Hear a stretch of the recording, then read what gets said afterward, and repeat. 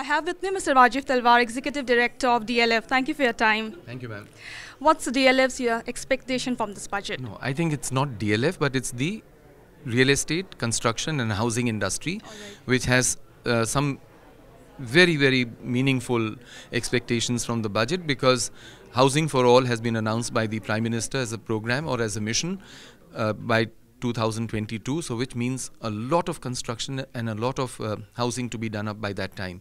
So the first thing is that how do you perk up demand, because we do feel that this is one sector which can not only have a multiplier effect on a large number of industries, but any demand traction in this industry in the future or in the near future will have a huge impact on the economy and increasing the size of the economy, which is what the Prime Minister's announced, that we need to work towards a $20 trillion economy.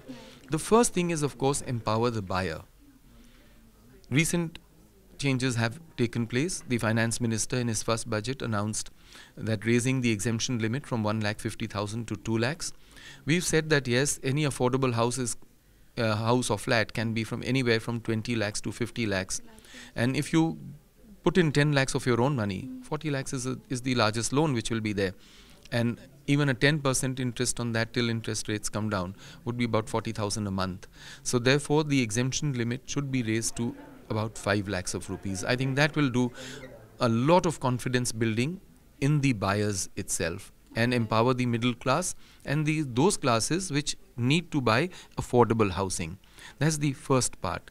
The second part is that yes, when a person sells an old house, you are normally expected to buy more than one house for your children, and at least for one child that you have. Maybe you live separately in a smaller place and your child would live in a nuclear family in a separate place. So therefore, the provision under section 54 of the income tax, which today allows you to buy only one house after selling an old house, should be done away with. Maybe more than one house should be invested. And this provision also doesn't kick in if you take more than 3 years to build a new house. I think that should be done away, because we are on a program that over the next decade there will be about 2 crore to 3 crore houses to be built all over the country. So I think we should do away with the time limit. The third one is that yes, if you want to make a quantum change in this industry, I think the government last year and the Finance Minister in his first budget announced REITs, which should have come in about a decade ago, but finally he is the one who has done it, and it's a great initiative which he's taken. He also announced pass-through taxation into it. I think that is something which the government is still to do in fine print. The SEBI has asked for it, RBI has asked for it, that yes, do not load REITs with either MAT or dividend distribution tax or stamp duties, because they take away that much from the viability of a REIT. Make it as competitive as other countries in Southeast Asia or other countries around the globe, including US.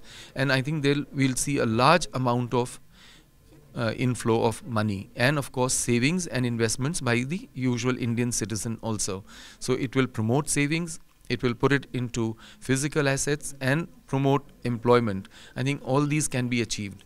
Similarly, the fourth one is SEZs. I think today the government is planning and has announced that yes, we will allow even financial centers to come up within SEZs in the non-processing areas. So there were certain benefits which were announced by Government of India in 2005-2006 when they announced the scheme of SEZs, but which were summarily withdrawn after 5 years, although they were announced for 10 years. And they were withdrawn in 2011-12. I think there's a need to restore those, to see that SEZs finally take shape, and most of them, 80% of them, do not get denotified as they have already. The fifth one which the industry is demanding or is expecting is section 43, where circle rates in certain localities or states have gone up so high that they are way beyond market rates. So the expectation is that whatever be the market rate should be the rate of consideration for stamp duty and not the circle rates. And in any case, the difference should not be added on to the income of the seller in this case. This has another connotation, that unsold inventory with builders of flats is purely a reflection of demand and supply. It is not as though somebody is keeping it as an unsold inventory and to be added to his income. I think those are some tax-friendly measures which need to be taken. And if this can be worked out in the budget, I think we'd see a huge jump in this industry, which has a very large multiplier effect on industries which make in India. In any case, this is purely make in India, project. Any real estate project being made in India is definitely going to add to employment of Indians, is going to add to the aspirations of Indians, will give them a financial, physical asset and financial security. So I think this is something, in order to change the life of Indians, we need to give them emotional security by seeing to it that all those who are today staying in slums or in unauthorized colonies actually get an authorized pakka roof over their head.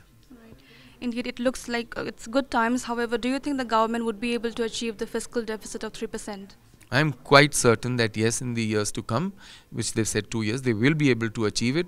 Revenue should go up. And to that extent, one hopes that there is a breakthrough step made, that if there can be a cap on direct taxes.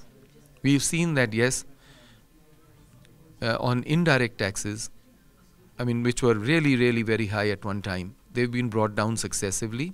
I'm sure that the future path needs to be laid down, that what is the intention of the government. Maybe we need to cap it instead of 34% right now at 30, increase the number of taxpayers, because those who are paying taxes are very few amongst Indians, barely 3%, plus the number of high taxpayers is much lesser.